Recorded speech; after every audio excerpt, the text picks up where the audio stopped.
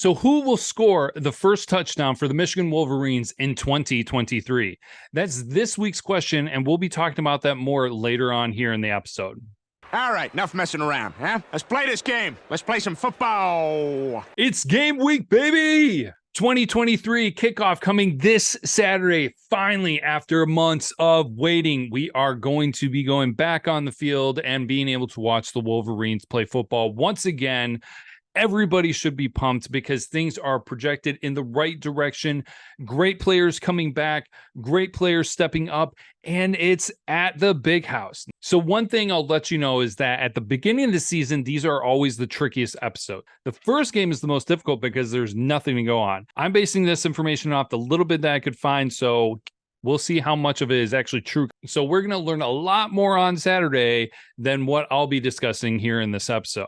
Number 2, Michigan is hosting East Carolina University Pirates this Saturday at noon, and they are 35.5-point favorites with the over-under being 51.5 points. A little side note, I do record these episodes earlier in the week, so these could change before game time. And I know everybody hates it. The game is going to be on Peacock TV.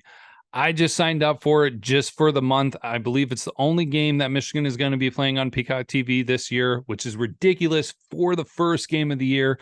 But for $5.99 for a month, it's not the end of the world.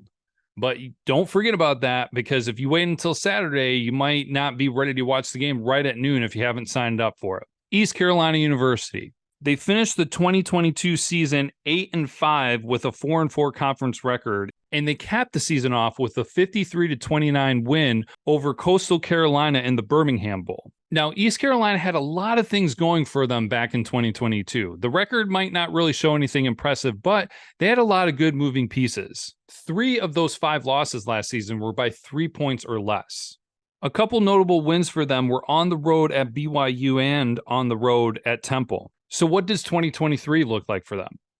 This is a drastically different football team now. They lost their starting quarterback. They lost their starting running back. They lost some of their best wide receivers, and they took a big hit to their secondary and linebackers on defense. There was actually a ranking that was released, and they are one of the lowest ranked teams as far as returning talent goes for the 2023 season. What I view as their 2 biggest productive members on their 2022 squad were their quarterback Ehlers and then their running back Mitchell, both gone. So they are doing a lot of rebuilding. Trying to step into those shoes are running back Harris and running back Gunn Jr.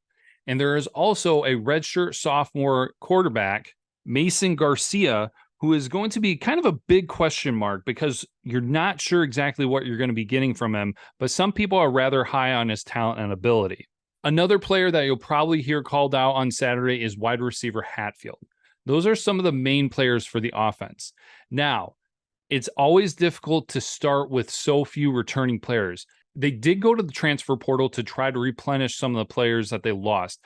However, most of the players coming in didn't exactly have extensive playing time in 2022. So for East Carolina to be rebuilding this year, and their first game is going to be on the road, that's going to be difficult enough. But on the road against the number 2 team in the nation, the Michigan Wolverines, who are bringing back a ton. I did not look on that list to see where Michigan is ranked, but you have to know that they are near the top of that list for returning talent in 2023.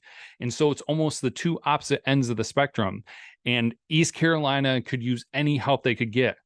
It doesn't look like they're going to get it.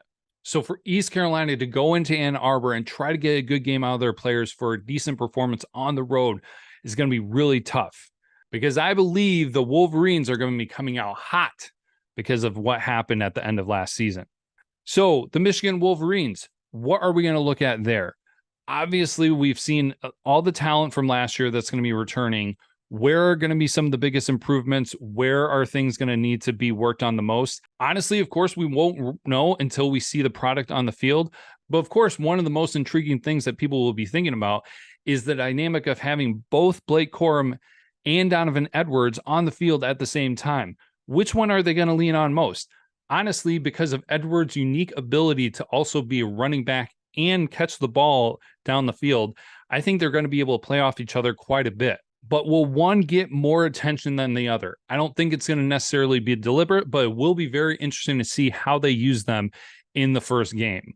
Speaking of catching passes, Michigan has talked about doing more with the passing game, and Roman Wilson is now wearing number 1 this season. Some people love it, some people hate it. I'm not bothered by it, but my main question is, are they going to actually start utilizing the wide receiver core more than they have in the past? Honestly, it kind of felt like it wasn't until OSU game that they opened up things for the passing game and really threw it deep. Will they be doing that more this season? Will they still be leaning on the running game for what seems like 75% of their productivity? Time will tell. But we know that Michigan has a ton of the talent. We know that JJ McCarthy has a ton of that ability. So are they going to be reserved again this year and do more running, or will they experiment more with their passing game and their wide receivers? Again, mostly Roman Wilson.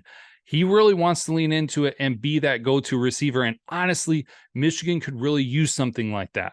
We do know that the tight ends are always reliable. Colson Loveland, I believe, is going to be huge this year. If you saw my little YouTube short about my thoughts on him, he'll be one of those people where if you have nothing else to do, you can probably throw it up there and he might be the only one be able to catch it. So many things happening on Saturday that we just have no idea for both teams. So much to be excited for, though. And one of the staples for the University of Michigan football team has been their linemen.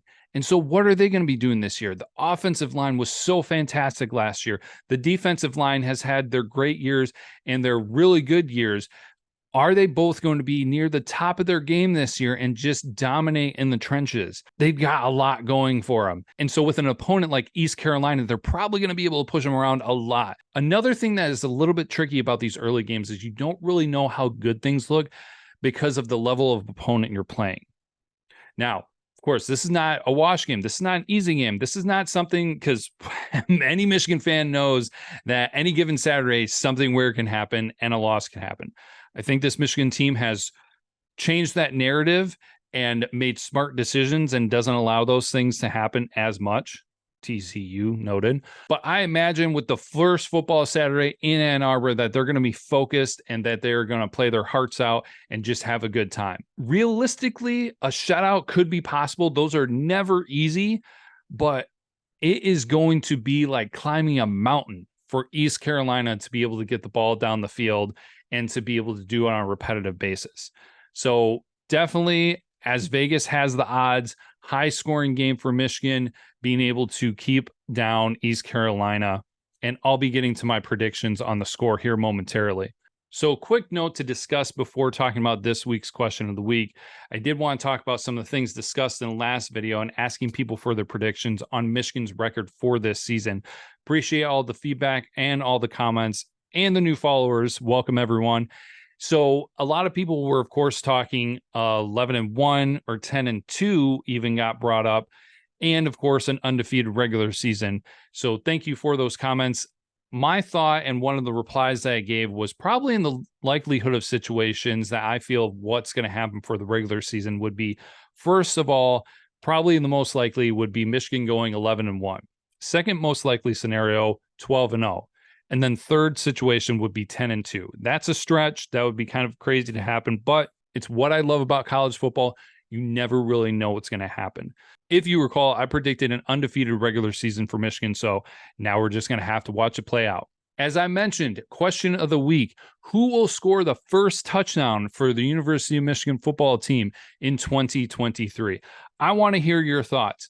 I'm going to share mine. I believe with how things ended last year and how much everyone just loved Corum and wanted to see success for him. And honestly, if he had not gotten injured, he probably would have been at the Heisman ceremony.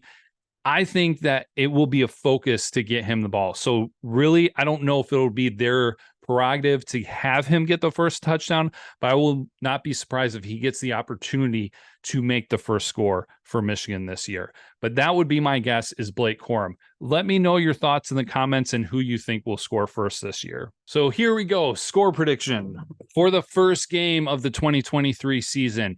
Go ahead and put me down for Michigan 52 and East Carolina 6. I was really leaning to a shutout. Think it's possible, but I'm not entirely sure. But I'm going to go ahead with the 52-6 score prediction for Michigan.